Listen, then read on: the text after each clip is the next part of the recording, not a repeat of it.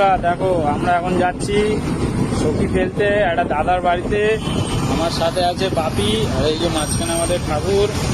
চলো দেখা যাক দাদা কি বলে আমাদেরকে। ঠিক আছে, দাদার বাড়িতে অলরেডি দুটো কার্তিক পড়ে গেছে, এখন আরো দুটো ফেলবো।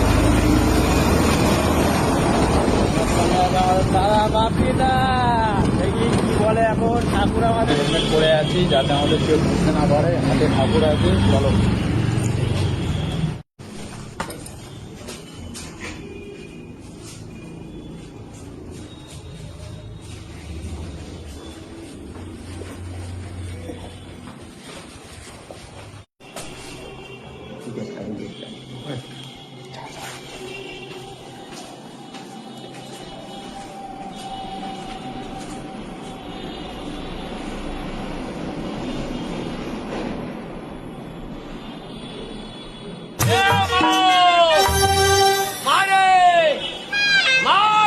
খুলে দেখ তোরে হাবো লেগেছে,